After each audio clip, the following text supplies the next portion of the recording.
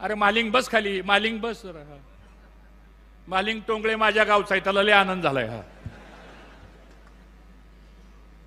आणि म्हणून आपण सर्वांनी मिळून हा निर्णय घेतलेला आहे आता. आणि साहेब, हा निर्णय घेताना काय आम्हाला मिळावं म्हणून निर्णय घेतलेला नाही. कोल्हे साहेब, आम्ही कधी कुठली गोष्ट आमच्या पदरात पडावी म्हणून आम्ही कधी वागलो नाही, कारण ते संस्कार नाहीत आमच्यावर.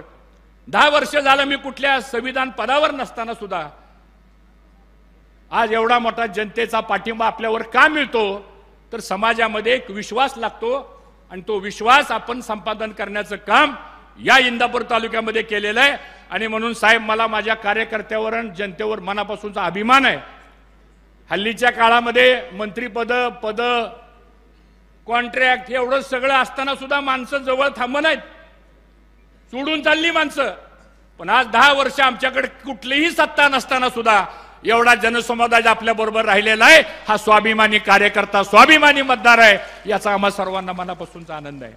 आणि म्हणून साहेब, आता आपण आम्हाला पक्षामध्ये घेतलं, जी काय आपल्याला जबाबदारी आमच्यावर टाकायची साहेब ती टाका. पक्ष संघटनेची टाका, कार्यकर्ता म्हणून टाका, पक्ष वाढवण्याच्या संदर्भातली जबाबदारी द्या. पण दिलेली जबाबदारी हर्षवर्धन पाटील हा शब्दाचा पक्का आहे. असं आत बाहेर करणाऱ्यापैकी मी नाहीये सांगतो. हा जे असेल ते स्पष्टपणानं बोलायचं, कारण खोटं हे लवकर पटतं पण दीर्घकाळ टिकत नाही. सत्य कदाचित लवकर पटत नाही पण सत्य दीर्घकाळ टिकतं. ही राजकीय शिकवण आपल्याला मित्रांनो मिळालेली आहे. आणि म्हणून आपल्याला ह्या पद्धतीने पुढे आपल्याला मित्रांनो वाटचाल करायची. मला साहेब बऱ्याच लोकांनी प्रश्न विचारला, म्हणजे तुम्ही ती पक्ष का सोडला. काही लोकांनी मला सांगितलं, हर्षवर्धन पाटील तुम्ही पक्ष बदलला, कारण सांगा मला. फार मीडियावाली रोज माझ्या मागे लागले. मी त्यांना एकाच वाक्यात सांगितलं की लोकशाहीमध्ये पक्षापेक्षा जनता श्रेष्ठ आहे. पक्ष कोण घडवतं, जनता घडवते. आणि ज्या ज्या वेळेस जनतेने मला आवाज दिला की भाऊ आपल्याला हे करायचंय, मी जनतेचं ऐकलं सांगतो. 95 ला जनतेनं सांगितलं, मला उभा केलं. 99 ला जनतेनं सांगितलं, तुम्ही मला उभा केलं. 2004 ला आपण सांगितलं, मी उभा राहिलो. 9 ला उभा राहिलो, 14 ला उभा राहिलो, 19 ला आपणच सगळेजण म्हणाला आपल्याला भारतीय जनता पक्षात जायचंय. ठीक आहे म्हणलं, आपली शेवटी जनता सांगेल ते आपल्याला ऐकावं लागेल. आम्ही त्या पक्षामध्ये गेलो. आता लोकांना प्रश्न पडलाय की हिने हा पक्ष का सोडला. त्यांचे नेते देवेंद्र फडणवीस साहेबांची माझं 2 तास चर्चा झाली आणि मी त्यांना सगळं सांगितलं माझी काय अडचण आहे. त्यांनी मला सांगितलं त्यांची काय अडचण आहे. आता राजकारणामध्ये बंद दाराआड बरीच चर्चा असती. आपण संस्कृत माणसं आहोत, ती बाहेर बोलायचं नसतं. आणि मग शेवटी त्यांनी सांगितलं, शेवटी तुम्हाला तुमचा राजकीय निर्णय घ्यायचा आहे. म्हणलं साहेब, माझा व्यक्तिगत निर्णय नसून या इंदापूर तालुक्यातल्या जनतेचा आग्रह असा आहे आणि मला तो आग्रह नाकारता येणार नाही. मग त्यांनी काय पर्याय ठेवले माझ्यासमोर, हे देतो ते देतो. म्हणलं साहेब, ते देण्याच्या पलीकडे आता आमची जनता गेलेली आहे. आता ते देण्याच्या पलीकडे जनता गेलेली असल्यामुळं उद्या जर मी काय एखादी गोष्ट तुम्ही सांगितलेली जर स्वीकारली तर तिथं हर्षवर्धन पाटलाचा व्यक्तिगत स्वार्थ दिसेल. मी राजकारण, समाजकारण व्यक्तिगत स्वार्थ कधी करत नाही, तर जनतेच्या स्वार्थाकरता राजकारण करतो. आणि म्हणून आपण राष्ट्रवादी काँग्रेस पक्ष, पवार साहेबांच्या पक्षामध्ये आपण आज या ठिकाणी प्रवेश करण्याचा निर्णय घेतलेला आहे. साहेब, 10 वर्ष ह्या तालुक्यामध्ये खूप अन्याय झाला साहेब सांगतो. मला जुन्या गोष्टी इथं काढायच्या नाहीत साहेब सांगतो. पण ह्या तालुक्यामध्ये गावगावचा कार्यकर्त्याला विशेषतः मागच्या ह्या 2-3 वर्षात तर खूप त्रास झाला. आणि मग परिस्थिती आज तालुक्यातली जर आपण बघितली तर साहेब, तुम्ही ज्या पद्धतीने राजकारण, समाजकारण भाऊंनी केलं तशाच पद्धतीचं राजकारण, समाजकारण आम्ही जयंतरावजी आम्ही सगळेजण करत होतो. दादा होते बरोबर. पण असल्या थराला आपण कधी गेलो नाही. पण आज काय परिस्थिती निर्माण झालेली आहे, कुठलंही काम टक्केवारी दिल्याशिवाय होत नाही. एक नवीन वर्ग आता या भागामध्ये तयार झालेला आहे. त्याला रोहित दादांनी शब्द वापरला, मलिदा गँग सांगतो तुम्हाला. बरोबर आहे ना? होय का नाही? आता हे का घडायला लागलेलं आहे? त्यामुळे साहेब, याच्यामध्ये जाती जातीमध्ये तेढ निर्माण झाले. चांगला गुण्या गोविंदानं चाललेला हा बारामती लोकसभा मतदारसंघ, इंदापूर तालुका, ठीक आहे, राजकारणामध्ये कुणी कुणाला मतं दिलं हा ज्याचा त्याचा वैयक्तिक प्रश्न आहे, लोकशाही आहे. पण ह्याच्या पलीकडे जाऊन ज्यावेळेस अशा घटना घडतात त्यावेळेस सामान्य माणूस त्या ठिकाणी खूप हवालदिल होतो. आणि तशी परिस्थिती आज या तालुक्यामध्ये निर्माण झाली. आणि म्हणून साहेब लोकांचं चीड आहे की यावेळेस इंदापूर तालुक्यामध्ये येणाऱ्या विधानसभेला तुम्हाला साहेब जो निर्णय घ्यायचा आहे तो तुम्ही निर्णय घ्या, कारण तुम्हाला काही वेगळं सांगण्याची आवश्यकता नाही. तुम्हाला जो निर्णय तुम्हाला घ्यायचा आहे तो साहेब निर्णय घ्या. पण मी ह्या जनतेच्या साक्षीने सांगतो, जो निर्णय आपण घ्याल त्या निर्णयाला इंदापूर तालुक्यातली जनता परिवर्तन केल्याशिवाय राहणार नाही, हा विश्वास मी आपल्या सगळ्यांच्या वतीनं या ठिकाणी देऊ इच्छितो. आपल्याला विषय खूप बोलण्यासारखे आहेत, परंतु मी अधिक आपला वेळ घेणार नाही. काल आपण चॅनलवरती बघितलं असेल, बिग बॉसचा निर्णय लागला आणि बिग बॉसचा पहिला मानकरी ताई बारामतीचा झाला. त्यामुळे साहेब आता आपण तर बिग बॉस आहातच, पण तुम्ही सुद्धा खाली आता तुमच्या मार्गदर्शनाखाली आज आपल्या बारामती तालुक्यामधला एक युवा बिग बॉस झाला, याचा आम्हा सर्वांना खूप मनापासूनचा आनंद आहे.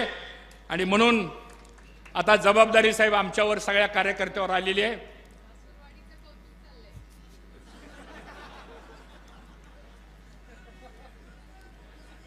आता सुप्रियाताई तुमची जास्त जबाबदारी आहे, कारण मी तुमच्या बारामतीचा जावई आहे सोबत. आणि मी सुद्धा काय येडा माणूस नाही, मी 32 वर्षापूर्वी ठरलं होतं बारामतीचा जावई व्हायचं सोबत. गमतीचा भाग सोडा, पण आज ताई तुम्ही काळजी करू नका. आम्हाला अभिमान आहे तुम्ही ज्या पद्धतीनं संसदेमध्ये काम करता, ज्या पद्धतीनं तुम्ही संसदेमध्ये भाषण करता.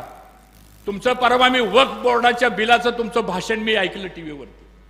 कदाचित आमच्या मुस्लिम समाजाला वक्फ बोर्डाच्या संदर्भात माहीत असेल काय ते बिल आहे, पण ज्या तडफेनं आपण ते विषय मांडला आणि तुम्ही विषय मांडला, म्हणून सरकारला वक्फ बोर्डाचं बिल हे जॉईंट पार्लमेंट कमिटीकडे पाठवावं लागलं. कदाचित तुम्ही नसता बोलला तर गोंधळामध्ये ते बिल सुद्धा पार्लमेंटमध्ये मंजूर झालं असतं. आणि म्हणून अशा पद्धतीनं ताई तुमचं काम आहे. आता तुम्ही निर्धास्त राहा. नुसतं आम्ही इंदापूर पुरतं मर्यादित नाही, बारामती लोकसभा मतदारसंघात जे काम सांगायचे आम्हाला, शिरूर तर आहे, शिरूर आहे, अंकुशरावजी आले तिथं, पुणे बिणे सगळं आपण एकत्र बघू. साहेबांना फार त्रास द्यायचा नाही, आता आपली जबाबदारी सगळ्या कार्यकर्त्याची आहे. कुठं अडचण आली साहेबांच्या पर्यंत आपण जाऊ. पण साहेब आता तुम्ही पण निर्धास्त राहा. आता एक नवं विकासाचं पर्व आपल्या नेतृत्वाखाली आम्ही केल्याशिवाय राहणार नाही, ही खात्री आपल्याला ह्या निमित्तानं देऊ इच्छितो. साहेब इथं आलेली सगळी माणसं ह्यांची नातीगुती माढा तालुक्यामध्ये आहेत का नाही? माढा तालुक्यामध्ये आहेत का नाहीत? शेजारी दौंड तालुक्यामध्ये बरीचशी नातीगुती आहेत. माळशिरस तालुका आणि इंदापूर तालुका तर एकच आहे. शेजारी मोहोळ तालुका आहे, पलीकडे करमाळा तालुका आहे, पलीकडे बारामती तालुका आहे. तिकडं काय गरज नाही आमची म्हणा, पण तिकडं बूथची गरज नाही, एजंटची गरज नाही. ताई कुठं मतं मागायला गेलं तर लोकांनी दरवाजा लावला आणि खिडकीतनं सांगितलं आमच्याकडे येऊ नका, पण मतदान करतो. 50,000 मताचं लीड लोकसभेला तुम्हाला त्या ठिकाणी मिळालं. याचा अर्थ असा आहे की लोकांच्या मध्ये ही गोष्ट आता निर्माण झालेली आहे. आणि म्हणून या सगळ्या गोष्टी आपण निश्चितपणानं पार पाडू. साहेब आपण राजकारण समाजकारणामध्ये विकासासाठी आपण एकत्र येतो. या इंदापूर तालुक्याचा शेतीचा पाण्याचा प्रश्न, 22 गावाचे प्रश्न, नीरा नदी भीमा नदीवरचे बंधाऱ्यांचे प्रश्न, भीमा नीरा बॅकवॉटरवरच्या बुडीत बंधाऱ्यांचे प्रश्न, संसरकट जोड कालवा आहे, खडक वसलाचं पाणी खाली इंदापूर बारामती दौंडला आणण्याचा प्रश्न आहे, भाडगरच्या पाण्याचा प्रश्न आहे, नीरा देवधरच्या पाण्याचा प्रश्न आहे, शेटपळ तलाव असेल, वरकुंड तलाव असेल, असे बरेच तलाव आहेत. तरंगवाडीपासून मदनवाडीपर्यंतचे पाझर तलाव आहेत. ह्या सगळ्या प्रश्नामध्ये साहेब शेतकऱ्यांचं हित गुंतलेलं आहे. आणि म्हणून ह्या सगळ्या प्रश्नावर आपल्याला साहेब तुमची आम्हाला साथ असण्याची गरज आहे. MIDC मोठी करायची, आपल्याला बेरोजगारी दूर करायची आहे, शिक्षण क्षेत्रामध्ये इथं बदल करायचा आहे, मेडिकल क्षेत्रामध्ये इथं बदल करायचा आहे आपल्याला. आणि खऱ्या अर्थानं युवा वर्गांची बेरोजगारी सुद्धा आपल्याला ताई दूर करायची आहे आणि ह्या सगळ्या प्रश्नांच्या बाबतीमध्ये मी आपल्याला ग्वाही देतो. मी माणूस असा आहे कधी कुठल्या गोष्टी कुणाचा या ठिकाणी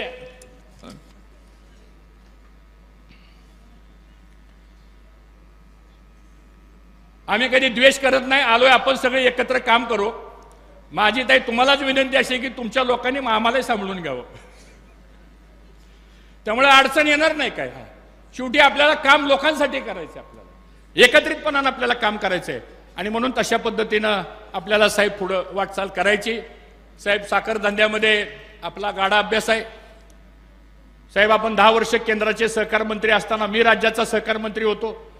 त्यामुळे पवार साहेबांचे आणि आमचे व्यक्तिगत संबंध तर पहिल्यापासून चांगले होतेच, पण कौटुंबिक संबंध सुद्धा गेल्या 6 दशकामध्ये कधी अशी कटुता राजकारणामध्ये होते इकडे तिकडे, पण कौटुंबिक संबंधामध्ये सुद्धा न कधी तेही आमच्याबद्दल बोलले नाही, आम्ही कधी त्यांच्याबद्दल बोललो नाही. दुखणं आमचं वेगळंच होतं, ते आता बाजूला गेलं.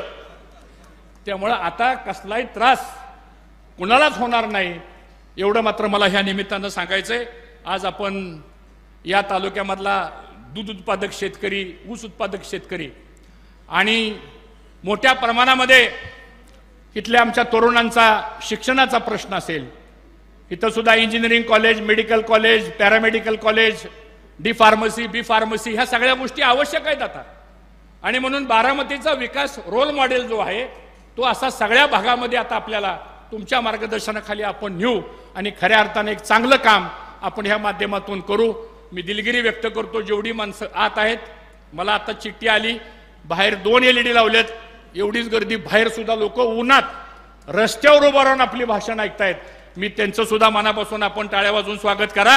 ते सगळे आपले कार्यकर्ते आपल्या विश्वासावर या ठिकाणी आलेले आहेत आणि म्हणून आपण महाराष्ट्रामध्ये आपल्या पक्षाची ताकद आपण वाढवूया. आजपासून आपण सर्वजण कार्यकर्ता म्हणून कुठल्या गोष्टीची अपेक्षा न करता आपला पक्ष कसा वाढेल, आपली संघटना कशी वाढेल, आपल्या पक्षामध्ये अजून नवीन नवीन लोकांना घेऊन आपण संधी कशी देऊ शकतो आणि असलेल्या पक्षातल्याही सगळ्या लोकांना आपण कसं सामावून घेऊ शकतो ही पद्धत घेऊन आपण निश्चितपणानं पुढे जाऊ. साहेब आम्ही काम करताना कुठलीही पद देताना आम्ही कधी कुठल्या एका समाजाचा विचार करत नाही साहेब. आज आमच्याकडे माळी समाज असला आम्ही त्याला पदाधिकारी करतो, आमच्याकडे धनगर समाज असला आम्ही त्याला पदाधिकारी करतो. इथं साहेब मागं बसले आमच्या सायरा पठाण आहे, तिथं उभा राहा जरा. साहेब ही पहिली महिला नगराध्यक्ष ओपनची जागा असताना त्यांना आम्ही नगराध्यक्ष केलं होतं. इथं भिगवण गावचे आमच्या सरपंच आल्या, 3 समाजाच्या आहेत, शिकलेली महिला आहे, भिगवण सारखं मोठं गाव साहेब, तिथं त्यांना आम्ही सरपंच. अशी किती उदाहरणं आहे. त्याचं कारण असं आहे साहेब की आपण कधी जातपात बघत नाही, सगळ्या जाती धर्मांना घेऊन जाण्याचं काम आपण करतो. एवढंच मला या ठिकाणी सांगायचंय. आज वेळ खूप झालेला आहे, थोडा जास्त वेळ आपला घेतला. आमचं भाषण रोजच ही माणसं ऐकतायत. मी पुढचं वाक्य काय बोलणार आहे हे त्यांना पाठ झालेलं असल्यामुळं मी काय आता आपला अधिक वेळ घेणार नाही आणि आपल्या सगळ्यांच्या वतीनं पुन्हा एकदा पवार साहेबांचं मी मनापासून अभिनंदन करतो. दादा आपण सर्वजण आलात आणि आम्हा सर्वांना आपण पक्षामध्ये प्रवेश दिला याबद्दल कृतज्ञ व्यक्त करून आपल्या सगळ्याचा अंतःकरणापासून आभार मानतो. आपणही आला आपलंही आभार मानतो आणि थांबतो. जय हिंद, जय महाराष्ट्र. धन्यवाद साहेब, मनपूर्वक धन्यवाद.